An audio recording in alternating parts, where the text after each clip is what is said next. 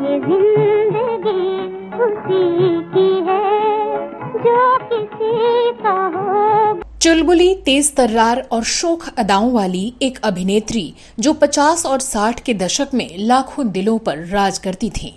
जो वादा किया वो निभाना पड़ेगा। वो ब्लैक एंड व्हाइट फिल्मों के युग में भी अपनी कला और एक्टिंग से फिल्मों में ऐसा मनोरंजन भर देती थीं कि फैंस उनकी एक झलक देखने के लिए बेताब रहते थे। जो बात तुझ में है तेरी तस्वीर में। वो एक्ट्रेस जो इंडस्ट्री में अनारकली और मुमताज महल के नाम से मशहूर हो गई थीं और जिनके ऊपर फिल्माए गए कुछ गीतों ने तब के लाखों युवाओं को उनके हुस्न का मतवाला बना दिया था। पाँव छू लेने दो फूलों तो इनायत होगी। लेकिन क्या आप जानते हैं कि इस बेहद खूबसूरत अदाकारा के पति शादी से पहले जानी मानी अभिनेत्री मधुबाला के इश्क में गिरफ्तार थे और मधुबाला भी उनसे शादी करना चाहती थीं। काश तुम जानते कि औरत जिंदगी में सिर्फ एक ही मर्द का दामन पकड़ती है और खुदा के बाद उसी पर ईमान लाती है।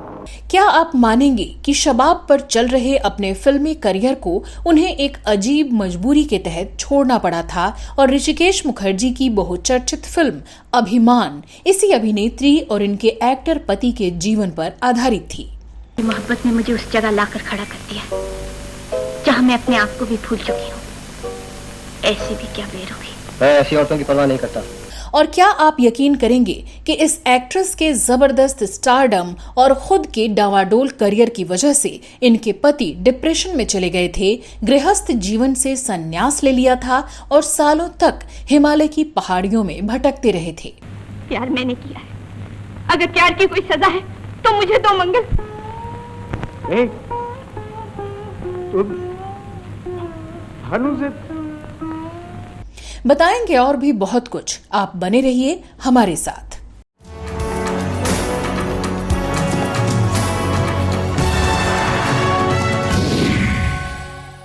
उन्नीस 1950 के दशक की फिल्म अनारकली से मशहूर हुई जानी मानी अभिनेत्री बीना राय की गिनती उन चुनिंदा एक्ट्रेसेस में की जाती है जिन्होंने अपनी खूबसूरती और अदाकारी के बल पर इंडस्ट्री पर राज किया। अपने छोटे से फिल्मी करियर में ही उन्होंने बहुत कमाल की फिल्में की, लेकिन आखिरकार उनका करियर इतना छोटा क्यों रहा? आज के अपने शो में बीना राय की निजी जिंदगी और उनके फिल्मोग्राफी के बारे में हम विस्तार से चर्चा करेंगे और कुछ बेहद दिलचस्प पहलुओं पर बात करेंगे। नमस्कार दोस्तों, मैं हूं श्वेता जया और आप देख रहे हैं फिल्मी बातें। मेरी मजबूर मोहब्बत की सुनाएगी ये दास्तां शमा मेरे मजार की, खिजा में भी खिली रहे ये कली अनार की। अप्रतिम सौंदर्य और अभिनय के बल पर लाखों दिलों पर राज करने वाली बीना राय का जिक्र होते ही उनकी यादगार फिल्म अनारकली के नजारे आंखों के सामने घूमने लगते हैं। खुदा ने सब इंसान बराबर बनाए। आप जैसों ने ऊंच नीच, गरीबी अमीरी का ढोंग रचाकर उनके बीच में दीवारें खड़ी कर दी। खासकर उस दौर में युवा रहे दर्शकों को इस फिल्म के गीत और इसकी शोक चंचल हसीना बीना राय का अभिनय जरूर याद होगा। वो आ गया, मेरे गीतों का मालिक आ गया, मेरी मोहब्बत जीत गई, मेरी मोहब्बत जीत गई। कहाँ है वो? मेरी आंखों के सामने। मैंने कहा था ना शहंशाह, मोहब्बत से मत टकराइए। आप हार गए शहंशाह, आप हार गए। हिंदी सिनेमा के इतिहास में 3 अनारकलियों ने सिल्वर स्क्रीन पर अपने हुस्न के जलवे बिखेरे, जिसमें 1953 में आई बेहद चर्चित और हिट फिल्म की अनारकली थी बीना राय। लेकिन फिर भी इस अनारकली को वो सफलता नहीं मिली जिसकी वो हकदार थीं। आजान वफा, आजान वफा। बीना राय के फिल्मी करियर के बारे में बात करने से पहले चलिए जानते हैं कि कौन थी बीना और उनका फिल्मिस्तान में कैसे आना हुआ था। वो बिजली है हम शोला, आज न जाने क्या होगा, चांद से टक्कर सूरज की लो आया दिन। बीना राय का असली नाम था कृष्णा सरीन। उनका जन्म 13 जुलाई 1931 में लाहौर में एक उच्च मध्यम वर्गीय शिक्षित पंजाबी परिवार में हुआ था। उनकी माता का नाम था लाजवंती सरीन, जो कि एक गृहिणी थी, और पिता का नाम था अविनाश राम सरीन, जो कि रेलवे में एक ऊंचे ओहदे पर काम करते थे। बीना राय 4 बहन और 3 भाई थीं। आजादी के समय जब कम्युनल राइट्स हुए तो उनका परिवार भारत आ गया और उत्तर प्रदेश के कानपुर में नया ठिकाना बनाया। यहाँ लखनऊ के इजाबेला थॉर्बन कॉलेज में बेटी कृष्णा का एडमिशन कराया गया, जहाँ वो हॉस्टल में रहकर पढ़ने लगी। उन्हें बचपन से ही एक्टिंग का शौक था और कॉलेज के ड्रामा में हिस्सा लेते हुए उनके मन में फिल्मों में जाने का ख्याल परवान चढ़ने लगा। कृष्णा ने यहाँ एक अखबार में एक टैलेंट कॉन्टेस्ट के बारे में पढ़ा और उन्होंने ठान लिया कि वो मुंबई जाएंगी और इसमें हिस्सा लेंगी। इसके लिए घर वाले तैयार नहीं थे, क्योंकि तब अच्छे परिवार की लड़कियों का फिल्मों में काम करना सही नहीं माना जाता था। लेकिन कृष्णा भूख हड़ताल पर बैठ गई और आखिरकार परिवार को इसकी इजाजत देनी पड़ी कि वो बॉम्बे जाएं। वो अपनी 2 और सहेलियों के साथ बॉम्बे गईं, वहाँ कॉन्टेस्ट जीत भी लिया और आखिरकार इस तरह से उनको मिली उनकी पहली फिल्म।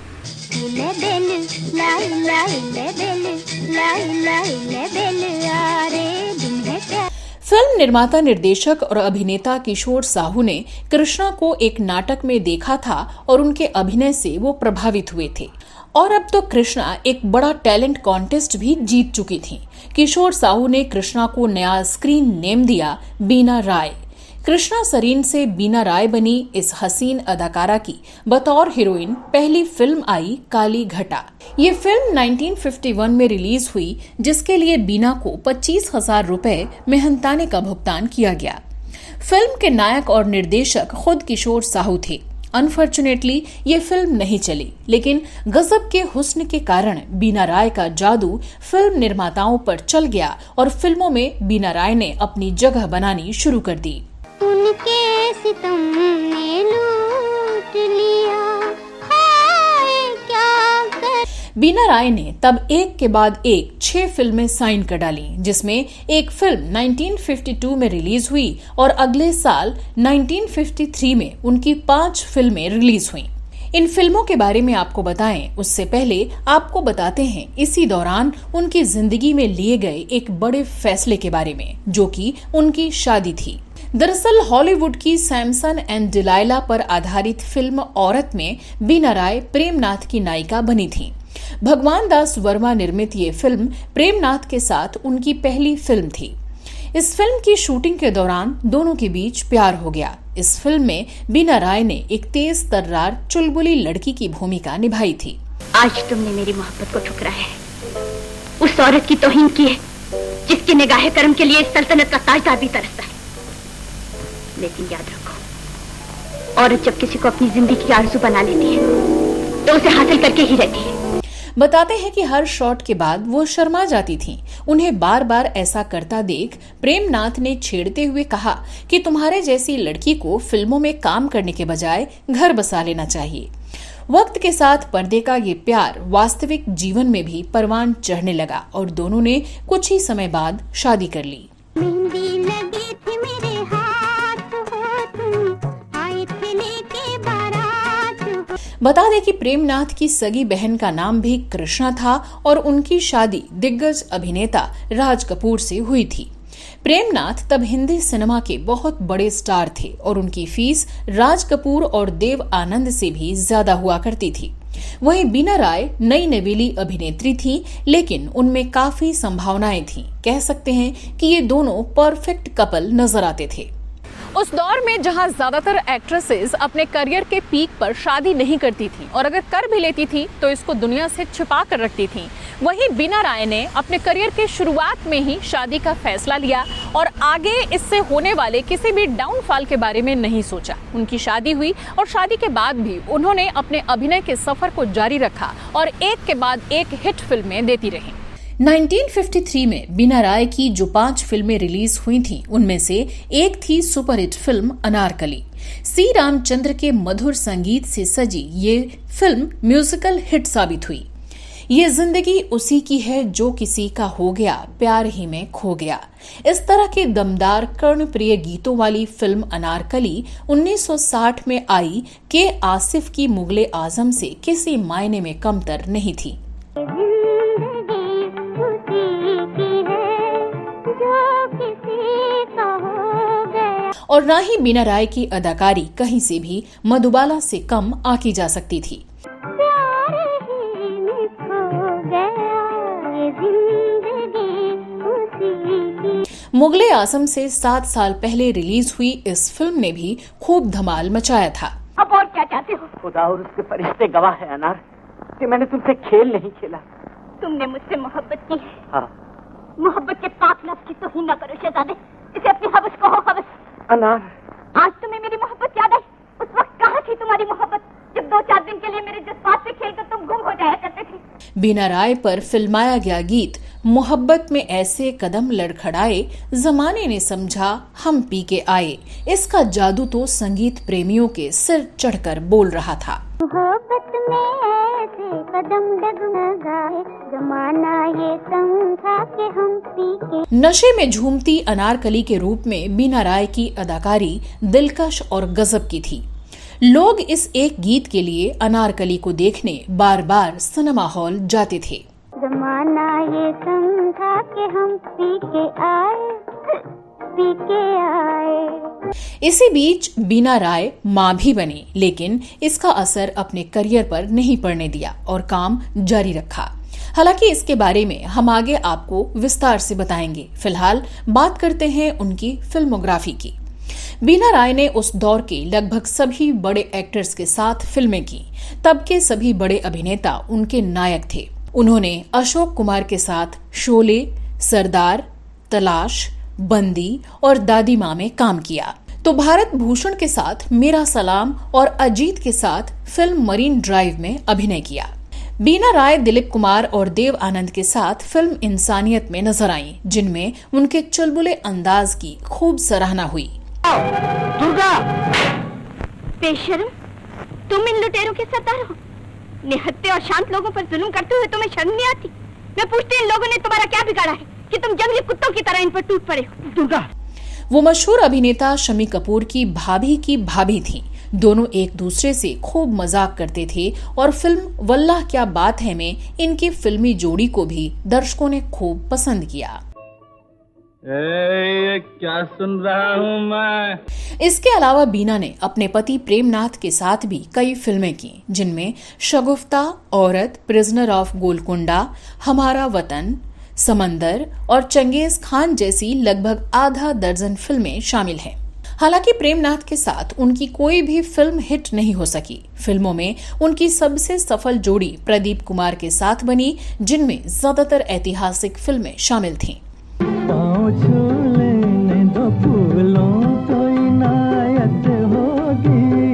बीना राय और प्रदीप कुमार की हिट फिल्मों में अनारकली, ताजमहल और घूंघट जैसी क्लासिक फिल्में शामिल हैं। आज तक मैं धोखे का जीवन बिताती रही हूँ। ये मेरा घर नहीं, यहाँ मेरा कोई नहीं। भाभी, सरोज, मुझे इस घर में रहने का कोई हक नहीं, मुझे इस दुनिया में रहने का कोई हक नहीं। नहीं भाभी, क्या मेरे रास्ते से नहीं भाभी। जिस तरह लोग अनारकली के गीत सुनकर झूम उठते थे, उसी तरह ताजमहल के गीत भी सदाबहार साबित हुए।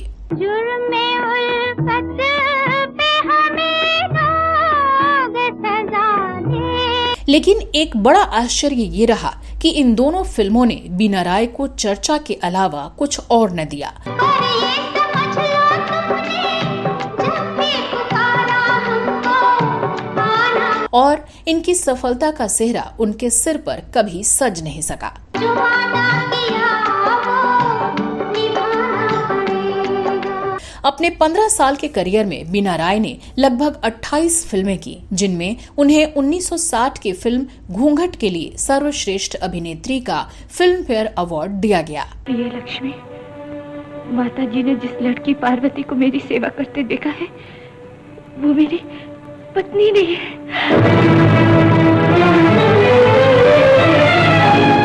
शादी के बाद पति पत्नी ने मिलकर एक प्रोडक्शन कंपनी बनाई, पीएन फिल्म्स, जिसने फिल्म शगुफा, गोलकुंडा का कैदी और समुंदर का निर्माण किया। इनमें वो प्रेमनाथ के साथ थीं, लेकिन अफसोस पति के साथ उनकी जोड़ी को दर्शकों ने सिरे से नकार दिया और ये सारी फिल्में फ्लॉप हो गईं।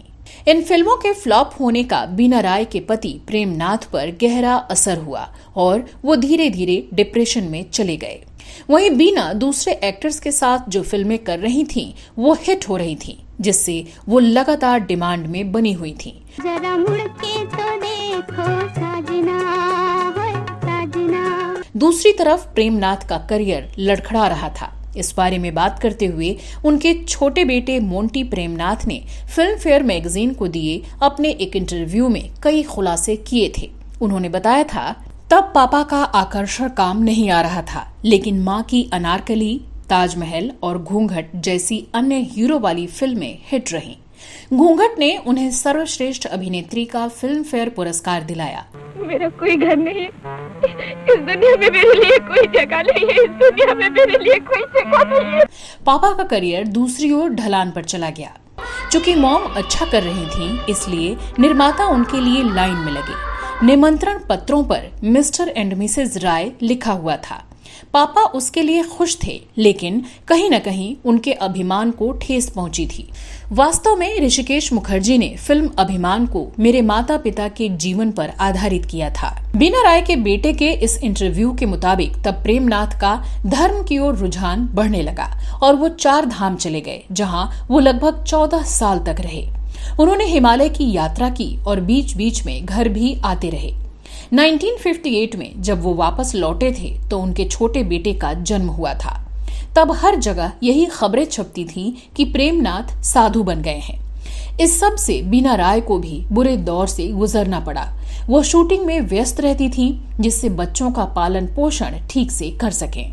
लेकिन 1970 में प्रेमनाथ ने एक बार फिर से फिल्मों में वापसी की और फिल्म जॉनी मेरा नाम में ब्लॉकबस्टर खलनायक के रूप में वापसी की और फिर धीरे धीरे विलन की भूमिका में ही नजर आने लगे। अब पति पत्नी दोनों ही काम कर रहे थे, लेकिन उनके छोटे बेटे की उम्र तब काफी कम थी और बच्चों की देखभाल के लिए किसी एक को कुर्बानी देनी ही थी।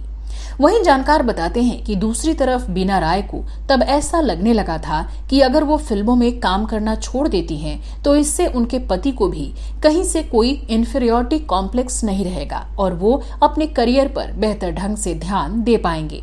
बीना ने तब बड़ा फैसला लिया और 1967 में अभिनय से नाता तोड़कर पूरी तरह से घर गृहस्थी में रम गईं। मर्द से इतना मान अच्छा नहीं होता। पति को अपने बस में करने के लिए औरत की खूबसूरती या उसका मान काम नहीं आता, सेवा काम आती है, सेवा। उनकी आखिरी फिल्म थी राम राज्य।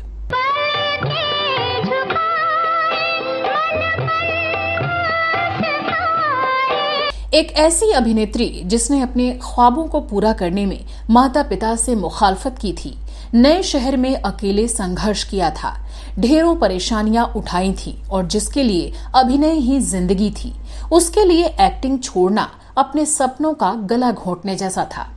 वो भी तब जब वो अपने करियर के चरम पर थी और एक फिल्म के लिए 1.5 लाख रुपए चार्ज करती थी। 1996 में सिने प्लॉट को दिए एक इंटरव्यू में बीना राय ने बताया था कि उन्होंने और उनके पति प्रेमनाथ ने बच्चों को संभालने और साथ काम करने की पूरी कोशिश की थी, लेकिन ये बहुत अस्त व्यस्त होता गया, जिसके बाद उन्होंने 1967 में अपने अभिनय करियर को अलविदा कह दिया था। बात करें प्रेमनाथ के मधुबाला संग रिश्ते की तो ज्यादातर लोग इस बात को नहीं जानते हैं कि वो मशहूर अभिनेत्री मधुबाला के प्यार में पागल थे। दोनों सितारे शादी के बंधन में भी बंधने वाले थे, लेकिन धार्मिक मतभेदों के चलते वो अलग हो गए। अपने इंटरव्यू में बीना राय ने खुद ये बताया था कि उन्होंने मधुबाला की वजह से जिंदगी भर अपने पति की अच्छे से देखभाल की थी। उन्होंने कहा कि प्रेमनाथ और मधुबाला एक साथ प्रसिद्ध पहाड़ी किले हाजी मलंग भी गए थे। जब मधुबाला की तबीयत बिगड़ने लगी थी तो मेरे पति उनकी हालत से बहुत परेशान थे। उन्होंने बेशक कुछ सुखद पल साझा किए होंगे, लेकिन चीजें हमेशा एक जैसी नहीं रहती हैं। ज्यादातर लोग 13 के अंक को अशुभ मानते हैं, लेकिन बीना राय की जिंदगी में इस 13 का खास रोल रहा। 13 जुलाई को ही उनका जन्म हुआ था।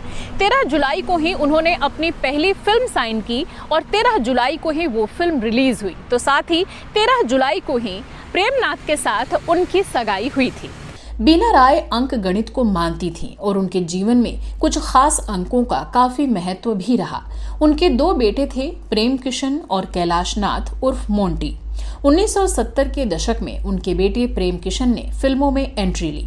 उनकी पहली फिल्म थी दुल्हन वही जो पिया मन भाए, जो कि सुपरहिट रही, लेकिन वो इस सफलता को भुना नहीं पाए और फिर बाद में एक फिल्म प्रोड्यूसर के तौर पर अपने करियर को आगे बढ़ाया। बाद में उन्होंने कुछ बड़ी टीवी सीरीज का भी प्रोडक्शन किया, जिनमें गुल गुलशन गुलफाम, कथा सागर और जुनून हिट रही। प्रेम किशन की बेटी यानी बीना राय की पोती आकांक्षा मल्होत्रा ने 2002 में फिल्मों में डेब्यू किया था, जिनको देखकर बीना राय की याद ताजा हो जाती थी। बीना जी के दूसरे बेटे कैलाश नाथ भी फिल्मों के डायरेक्टर हैं। वहीं बीना राय के पोते सिद्धार्थ मल्होत्रा ने भी निर्माता निर्देशक के तौर पर अपना करियर बनाया है, जिनके डायरेक्शन में 2004 में बनी टीवी सीरीज संजीवनी ने घर घर में खूब लोकप्रियता हासिल की। उनके 2 और पोते आदिराज मल्होत्रा और अर्जुन मल्होत्रा हैं। साल 1992 में अभिनेता प्रेमनाथ की मृत्यु हो गई और बीना अकेली हो गई। बाद के दिनों में मुंबई के मालाबार हिल स्थित अनीता भवन में वो रहती थीं, जहां उनके साथ उनके बेटे प्रेम किशन और कैलाश नाथ भी परिवार के साथ रहते थे। फिल्म फेयर पुरस्कार विजेता अभिनेत्री बीना राय का 78 वर्ष की आयु में हृदय गति रुकने से 6 दिसंबर 2009 को निधन हो गया। खबर सामने आई कि नींद में सोते समय ही उनका निधन हो गया था, बिल्कुल शांत और खामोशी के साथ।